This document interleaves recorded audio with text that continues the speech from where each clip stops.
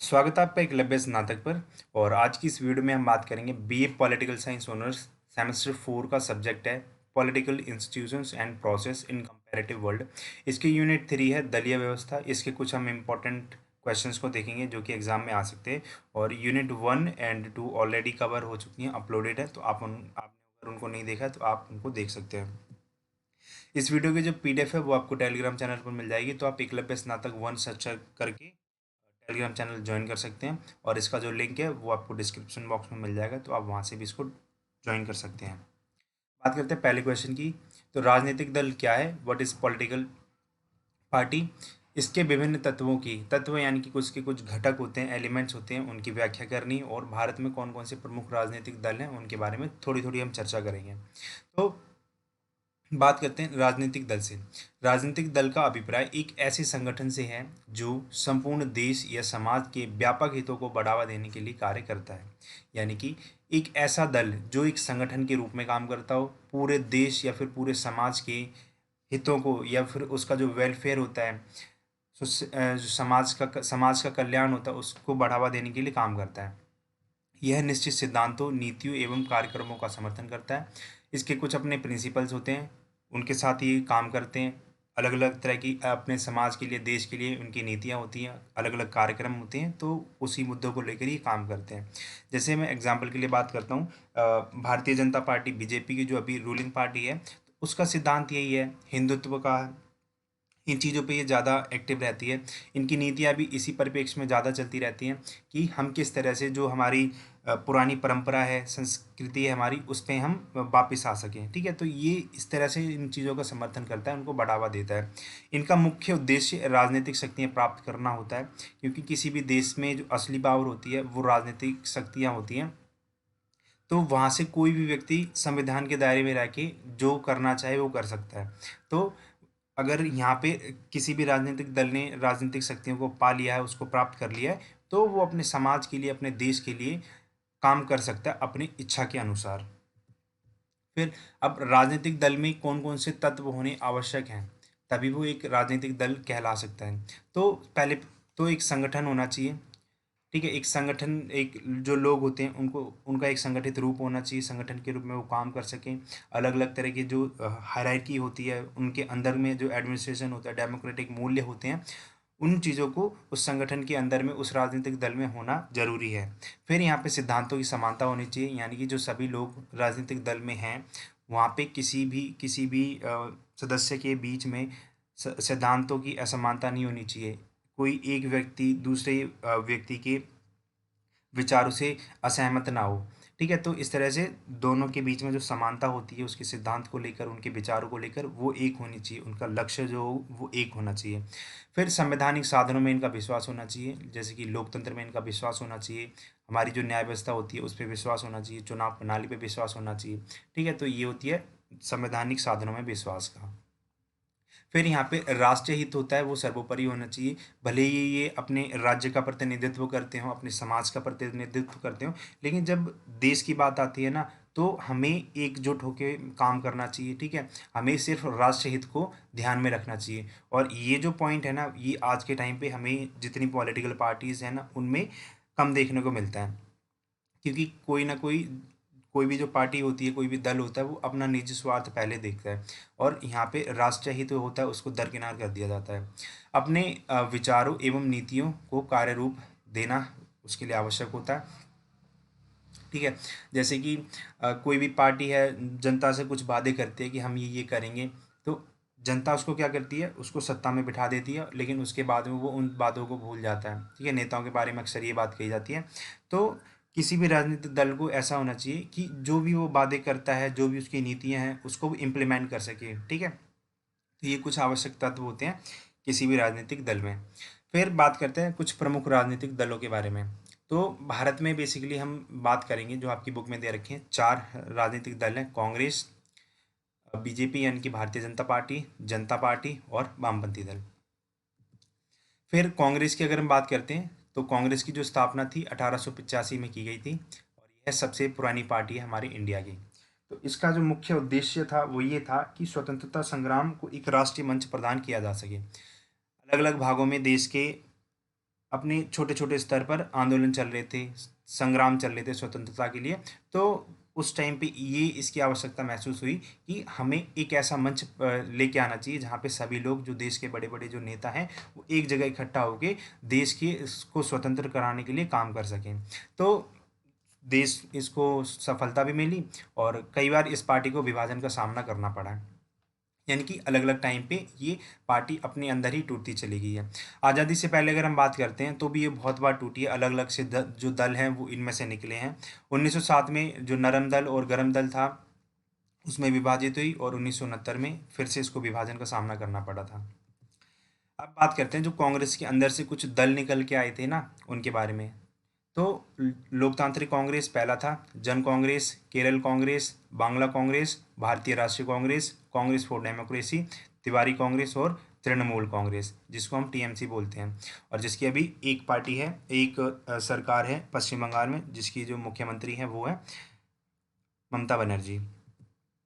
बात करते हैं भारतीय जनता पार्टी की, बीजेपी की पार्टी में के बारे में, और करंट में रूलिंग पार्टी है ये, और सबसे बड़ी पार्टी है ये। तो विचारात्मक भिन्नता के कारण, यानी कि जैसा कि अभी मैंने आपको बताया था ना कि विचारों की समानता किसी भी दल में होना बहुत आवश्यक होता है। अगर विचारों की समानता नहीं होगी तो उस दल में अंदरूनी उथल पुथल शुरू हो जाएगी और विभाजन का सामना करना पड़ेगा। तो यही कारण बना था कि जो श्यामा प्रसाद मुखर्जी थे, उनके और कांग्रेस के जो विचार थे उनमें भिन्नता बनाई थी। तो इसलिए श्यामा प्रसाद मुखर्जी ने 1951 में जनसंघ की स्थापना की, और इसे वीर सावर के हिंदुत्व के विचार से जोड़ा गया, यानी कि बीजेपी जो जनसंघ है वो हिंदुत्व के विचार पे काम करेगा। हिंदुत्व के कारण इसे अन्य हिंदू संगठनों ने समर्थन दिया, जैसे राष्ट्रीय कांग्रेस यानी कि आरएसएस, बजरंग दल, विश्व हिंदू परिषद आदि। तो टाइम बीतता गया। 6 अप्रैल 1980 को लाल कृष्ण आडवाणी द्वारा भारतीय जनता पार्टी की स्थापना की गई, यानी कि भारतीय जनता पार्टी जो आज हम देखते हैं वो जनसंघ का ही एक रूप होता है, ठीक है। अटल बिहारी वाजपेयी को अध्यक्ष और लाल कृष्ण आडवाणी तथा मुरली मनोहर जोशी को महासचिव इसमें बनाया गया था। वीर सावरकर और दीनदयाल उपाध्याय को आदर्श मानकर इनके विचारों को आगे बढ़ाने का कार्य इसमें किया गया था। यानी कि जो जो विचार, जिन आदर्शों को वीर सावरकर मानते थे, दीनदयाल उपाध्याय मानते थे कि देश में किस तरह से हमारी जो पुरानी संस्कृति है उसको वापस लेके आना चाहिए, ठीक है। जो हमारा जो वेस्टर्न कल्चर है उसको हमें उखाड़ के फेंक देना चाहिए। तो हमारे देश में हमारी जो नीतियाँ हैं उनको चलाना चाहिए। तो ये इनके कुछ विचार थे, उनको आगे बढ़ाने का जो काम था वो भारतीय जनता पार्टी ने किया। सत्ता में बने रहने के लिए इसने अपने सिद्धांतों से भी समझौता किया है, जैसे कि जम्मू कश्मीर में जो बीजेपी ने जो उनकी पार्टी थी महबूबा मुफ्ती की, तो उनके साथ में समझौता किया था। तो और वो उसकी विचारधारा अलग थी, बीजेपी की विचारधारा अलग थी, लेकिन सत्ता में रहने के लिए कई बार समझौता भी किया था। फिर बात करते हैं जनता पार्टी की। तो अब क्या था, 1975 में इमरजेंसी लगी, तो जितने भी विपक्ष के नेता थे उनको सरकार ने उठा के जेल में डाल दिया। तो उसके बाद में क्या हुआ, सभी जो राजनीतिक दल थे वो एक विद्रोह उन्होंने शुरू कर दिया था, ठीक है। सरकार के खिलाफ इन्होंने बोलना शुरू किया था। तो सभी राजनीतिक दल 1977 में एक साथ संगठित हुए, जिसको कि जनता पार्टी के नाम से जाना गया था। तो 1977 में जयप्रकाश नारायण द्वारा जनता पार्टी का गठन हुआ था। यह संपूर्ण क्रांति द्वारा देश में सत्ता विरोधी माहौल का एक परिणाम था, यानी कि जो आपातकाल के बाद में जो क्रांति हुई थी उसको संपूर्ण क्रांति बोला गया था, और इसी के बाद में जनता पार्टी का गठन हुआ, और ये एक नतीजा था जो कि सत्ता विरोधी जो माहौल तैयार किया गया था उसका। इस दल में मूल रूप से गैर कांग्रेसी और गैर साम्यवादी दल शामिल थे, यानी कि जो कांग्रेस से, साम्यवाद से कोई उनका लेना देना नहीं था, वो सारे के सारे इसमें शामिल हो गए थे। इस दल द्वारा भारत में पहली गैर कांग्रेसी सरकार बनाई गई, यानी कि जो फर्स्ट नॉन कांग्रेस गवर्नमेंट थी इंडिया में वो जनता पार्टी की थी। अलग अलग परिस्थितियों के कारण इसमें मतभेद उत्पन्न हो गए। यहाँ पे विचारों की समानता थी, असमानता थी सभी के अंदर में, तो इसलिए उथल पुथल अंदर शुरू हुई और ये विभाजित हो गई। विभाजित होने के बाद में जो अलग अलग दल थे उन्होंने प्रदेशों में दलों का रूप ले लिया, जैसे उत्तर प्रदेश में समाजवादी पार्टी हो गई, ठीक है। और भी साउथ में हम जाएंगे तो साउथ में भी हमें देखने को मिलते हैं कुछ दल। इन दलों का जो मुख्य जनाधार है, यानी कि जो मुख्य वोटर है इनका, वो अन्य पिछड़ा वर्ग है। तो ये थी जनता पार्टी। उसके बाद बात करते हैं वामपंथी दल की। तो 26 दिसंबर 1925 को भारतीय साम्यवादी दल की स्थापना की गई थी। भारत में साम्यवादी दल की जो कार्य पद्धति है वो उसके जो उद्देश्य हैं वो काफ़ी ज़्यादा अलग हैं पूरे वर्ल्ड के कंपैरिजन में। भारत में जो साम्यवादी दल हैं वो लोकतंत्र एवं निर्वाचन में विश्वास रखते हैं, भारत के संविधान में विश्वास रखते हैं। लेकिन अगर हम वहीं पे अलग कंट्री में जो साम्यवादी दल हैं, जैसे कि सोवियत संघ में उस टाइम पे थे, चाइना में है, तो वहाँ पे हम देख सकते हैं वहाँ पे सिर्फ जो लोकतंत्र है वो नाम मात्र का है, निर्वाचन प्रक्रिया सिर्फ एक दिखावे के रूप में की जाती है। लेकिन भारत में जो साम्यवादी दल हैं वो लोकतंत्र, निर्वाचन में, संविधान में, जो हमारी न्याय व्यवस्था है उसमें पूर्ण विश्वास रखते हैं।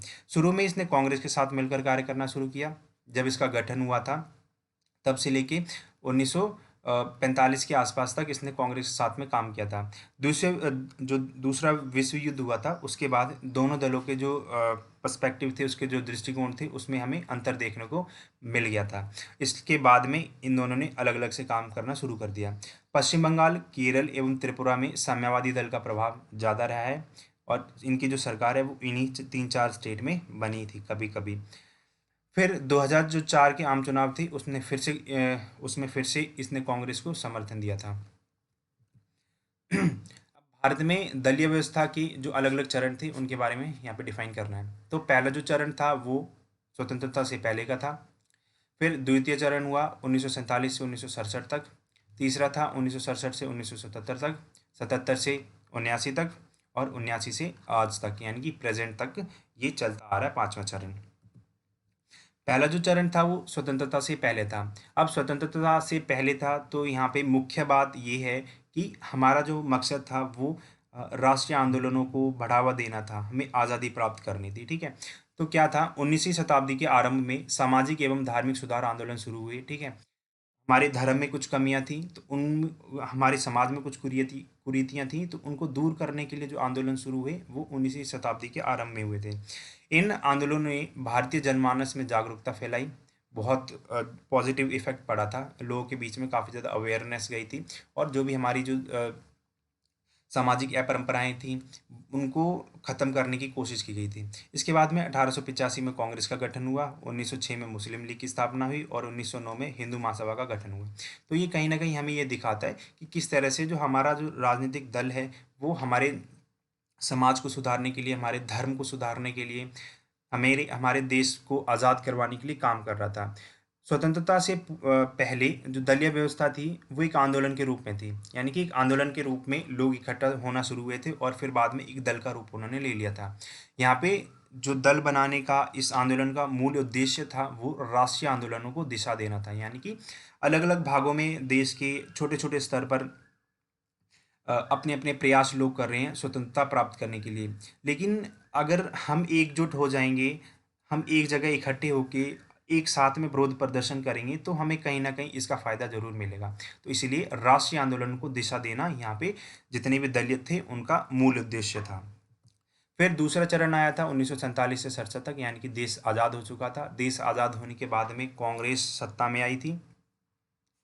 अब जो कांग्रेस थी केंद्र एवं राज्य दोनों में लंबे समय तक शासन में रही थी। सबसे ज़्यादा जो टाइम पीरियड था पूरे स्टेट में भी और पूरे इंडिया में भी कांग्रेस का रहा है। इसे कांग्रेस सिस्टम या फिर एक दलीय प्रभुत्व कहा गया था, यानी कि कांग्रेस की जो प्रणाली है उसको कहा गया था, क्योंकि इस टाइम पे पूरे देश में, चाहे राज्यों में सरकार हो, पूरे देश में जो लोकसभा की सरकार हो, तो वो कहीं ना कहीं कांग्रेस की थी। प्रथम दो आम चुनावों में इसे पूर्ण बहुमत मिला था, फुल मेजोरिटी के साथ में ही आई थी और लगभग सभी राज्यों में सबसे बड़ा राजनीतिक दल कांग्रेस था। फिर तीसरा चरण स्टार्ट हुआ 1967 से 1977 तक। इसी टाइम पे बीच में इमरजेंसी लगी थी। फिर 1967 के विधानसभा चुनावों में कांग्रेस 8 राज्यों में हार गई थी। 1971 में लोकसभा में स्थिति अपनी मजबूत करी कांग्रेस ने और 72 में फिर जबरदस्त वापसी करी विधानसभा के चुनावों में। इस प्रकार इंदिरा गांधी ने कांग्रेस को पुनर्स्थापित किया, कांग्रेस को पुनर्जीवित किया, फिर से उसको उस सत्ता में पहुंचाया था। फिर चौथा चरण आया था 1977 से 1979 तक, 1989 तक। फिर इस टाइम पे क्या था, आपातकाल लग चुका था, ख़त्म हो चुका था। तो उसके बाद में जो इलेक्शन हुए थे उसमें कांग्रेस हार गई थी। फिर जो संगठित विपक्षी दल था उसने कांग्रेस को चुनौती दी और 1977 में पहली जो सरकार थी, गैर कांग्रेसी सरकार थी, वो बनी थी और इसको कहा गया एक दल की प्रभुत्व का दौर समाप्त हो गया है। इसके बाद जो जनता पार्टी थी वो सत्ता में आई थी, और यह जो स्थिति है वो लंबे समय तक नहीं चली और सरकार गिर गई, क्योंकि अलग अलग दलों का ये समूह था और दलों में जो सैद्धांतिक असमानता हमें देखने को मिलती है ज़्यादातर। 1980 में कांग्रेस की फिर वापसी हुई, यानी कि जब इस पार्टी की सरकार गिर गई, फिर 1980 में कांग्रेस की सरकार आई, और 1984 में इंदिरा गांधी की हत्या के बाद हुए जो आम चुनाव थे उसमें कांग्रेस को भारी बहुमत मिला और जो राजीव गांधी थे वो प्रधानमंत्री बने। अब 1989 से अब तक की बात करते हैं। 1989 का जो चुनाव था वो भारतीय राजनीति का परिवर्तन बिंदु माना जाता है, यानी कि सबसे ज़्यादा चेंजेस हुए थे वो इसी टाइम पे हुए थे, क्योंकि देश को आज़ाद हुए काफ़ी टाइम हो चुका था। हमारे देश के जो अलग अलग मुद्दे थे उनमें परिवर्तन हुआ था, ठीक है। नए राज्यों का गठन हुआ था, जो मतदान व्यवहार थे, अलग अलग जो मुद्दे थे वो उनमें भी परिवर्तन हुआ, हमारी जो आवश्यकताएं थी वो पूरी हो चुकी थी और हमें विकास करना था। तो इस तरह से हमारा जो व्यवहार था इसके प्रति बदल गया था। यहाँ पे उस टाइम पे कांग्रेस और भाजपा दो महत्वपूर्ण दल अस्तित्व में थे, ठीक है। कांग्रेस भी शासन में रही और भाजपा अभी शासन कर रही है। तो 2014 और 2019 के जो आम चुनाव थे उसमें भाजपा को पूर्ण बहुमत प्राप्त था, यानी कि फुल मेजोरिटी के साथ में बीजेपी पार्टी में थी। लेकिन उसने क्या किया, उसके जो सहयोगी दल थे जिनके साथ में उसने पहले अलायंस बनाया था जिसको एनडीए बोला जाता है, यानी कि democratic alliance, national democratic alliance, ठीक है। तो इसमें क्या था, कई जो बीजेपी के सहयोगी जो दल हैं उनका एक ग्रुप था और जिसके जो अध्यक्ष हैं वो नरेंद्र मोदी हैं, और उस जितने भी दल हैं इसमें बीजेपी ने उन दलों को उस सत्ता में भागीदार बनाया था, ठीक है। तो यहाँ पे पांचवा चरण अभी भी चल ही रहा है।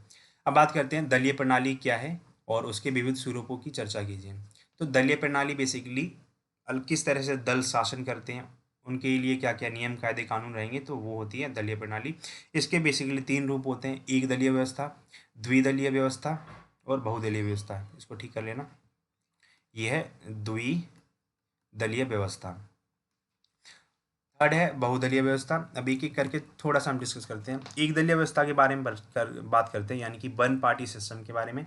एक ऐसी राजनीतिक व्यवस्था जिसमें शासन सिर्फ एक ही दल का होता है, यहाँ पे कोई भी दूसरा दल नहीं होता है। इस व्यवस्था में अन्य दलों के गठन की मनाही होती है, कोई बना भी नहीं सकता है, और बनाएगा तो वो देशद्रोह माना जाएगा और उसके ऊपर सजा होगी। इसे एक दलीय प्रभुत्व वाला राज्य भी कहा जाता है। जैसे उदाहरण के लिए बात करता हूँ, चीन में सिर्फ एक दल है जिसको साम्यवादी कम्युनिस्ट पार्टी बोलते हैं, और सोवियत संघ में पहले था। ये सब है एक दलीय व्यवस्था वाले देश। द्विदलीय व्यवस्था के बारे में बात करते हैं, तो एक ऐसी राजनीतिक व्यवस्था जहाँ पर सिर्फ दो दलों की प्रधानता होती है, मुख्य दो दल होते हैं, और ऐसा नहीं है कि वहाँ पे दूसरे दल नहीं होते, लेकिन जो अन्य दल होते हैं उनकी शासन संचालन में कोई महत्वपूर्ण भूमिका नहीं होती है, वो सिर्फ एक नाम मात्र के लिए होते हैं। लोगों के पास जो विकल्प होता है वो दो ही होता है, या तो पहली पार्टी को चूज कर सकते हैं या दूसरी पार्टी को, क्योंकि इनकी जो अन्य जो दल होते हैं उनकी भूमिका बहुत ज़्यादा नहीं होती है। ब्रिटेन और अमेरिका में ऐसी व्यवस्था विद्यमान है। ब्रिटेन में लेबर पार्टी और कंजर्वेटिव पार्टी है, और अमेरिका में डेमोक्रेटिक और रिपब्लिकन है। बात करते हैं बहुदलीय प्रणाली की। जिस देश में दो से अधिक दल हों उसे बहुदलीय प्रणाली कहा जाता है। चुनावों में इनमें किसी को भी स्पष्ट बहुमत नहीं मिलता, कभी कभी, ठीक है। अभी तो मिल रखा है बीजेपी को, लेकिन बहुत टाइम ऐसा था जहाँ पे अलग अलग जो दल थे उनको पूर्ण बहुमत नहीं मिलता था। तो यहाँ पे क्या होता था कि ये लोग गठबंधन की सरकार बनाते थे, यानी कि एक दूसरे के साथ मिलजुल के एक सरकार का निर्माण कर लेते थे और सत्ता में रहते थे। भारत विभिन्न सामाजिक वर्गों में विभाजित है, और इसलिए यहाँ पर विभिन्न वर्गों का प्रतिनिधित्व अलग अलग दलों के द्वारा किया जाता है। अब भारत अपने आप में ही इतना बड़ा है, उसमें अब उतनी सारी विविधताएं हैं, अलग अलग धर्म के, अलग अलग जाति के लोग, क्षेत्रीयवाद के ऊपर जो पार्टियों का निर्माण होता है। तो इस तरह से हमारे पास कई सारे ऑप्शन आ जाते हैं।